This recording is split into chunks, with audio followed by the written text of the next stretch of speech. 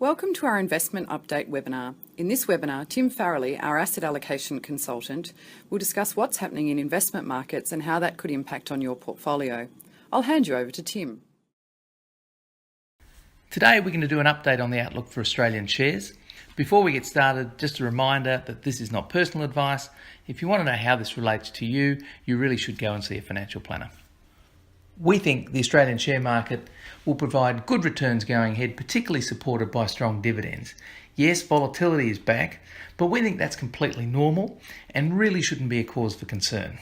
We should be expecting more volatility going ahead. The media will be full of stories about geopolitics, interest rates and inflation. But remember, most of this is just noise and nothing to worry about if you're a long-term investor. Dividends are the key to the Australian share market. They have a yield of 5.5%, which includes franking credits, which all Australian investors receive. Now, this is much higher than other markets around the world, most of which give you dividend yields of 2 or 3% or even less. The reason the dividends are the key is that even if we got no growth in share prices, we're still getting a return of around 5.5%, which is well ahead of what you'll get on term deposits, 2, maybe 3%. Now, in fact, we expect to get some modest long-term growth out of Australian shares, probably around about 2 to 3% a year, and all that adds up to a pretty decent return and well ahead of what you're going to get out of term deposits. So now's definitely not the time to be too cautious. We think that dividends are the key to that. Just to illustrate the importance of dividends, this chart shows what would have happened to an investor who bought Australian shares just prior to the global financial crisis. In the first year or two, they would have seen their capital fall by almost 50%, and it has taken 10 years to claw their way back to square, as shown by the orange line, which is their basic capital value. However, that ignores dividends. If that investor reinvested all of their dividends, they would have still got a total return of around 6% per annum over this 10-year period, including the losses experienced during the global financial crisis. Now, since the bottom of the GFC, their total returns would have been closer to 13% per annum, with over half of those coming from dividends. They're really important, the dividends. So much so that even with the GFC, an investor who held Australian equities throughout this period would have been comfortably ahead of someone who invested entirely in cash.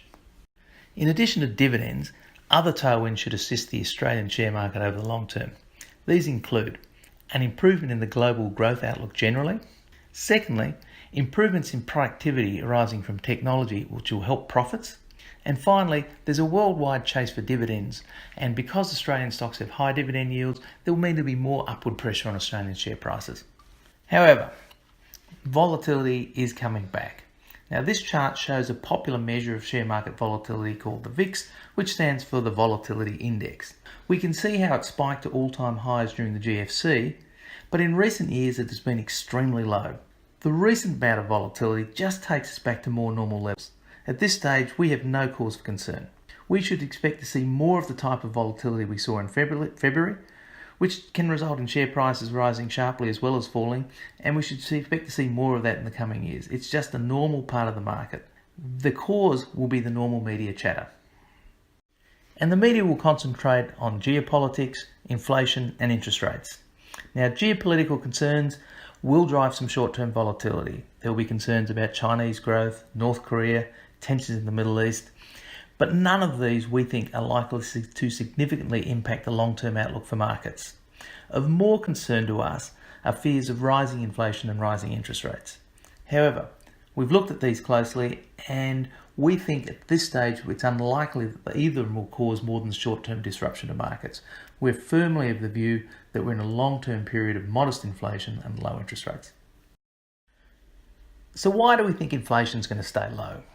Well, the key to long-term inflation is wages growth, and that is likely to stay low for some time due to the impact of globalisation, technology keeping bargaining power of workers at low levels, the decline of the union movement, all mean wages growth will stay quite low. Now, in the shorter term, you'll see commodity prices sometimes causing temporary spikes in inflation, but that too in the long term is likely to have very little impact. So while inflation may creep higher from time to time, we see little chance of it breaking above 2.5% for any length of time. And if inflation stays at around 2.5% or lower, there'll be very little upward pressure on interest rates. This chart shows cash rates over the past 20 years in the United States and Australia. The orange and blue dots show our expectations for cash rates over the coming year. Just modest increases, and nowhere near the levels that we saw pre-GFC, 4% to 6% cash rates. If we did get a rise up 4 to 6%, that would generally be a concern to us, but it's really unlikely. What is likely that even small increases in interest rates will generate a lot of attention in the media and probably some share market volatility. But in the long term, they won't mean very much. So, in summary, you should expect more volatility in the markets going ahead. You should expect a lot more noise in the media, but the bottom line is the Australian share market remains attractive for long-term investors.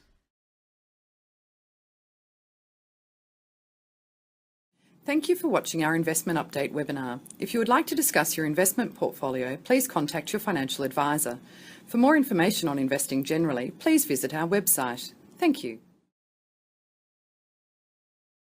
This webinar is of a general nature only, and the performance figures presented are not indicative of future performance. Given that most people have fairly complex financial situations, you therefore shouldn't take this information as personal advice. Everyone has different financial situations and requires solutions and plans which are tailored to their individual situation, and we will be pleased to provide you with that personal advice if you wish.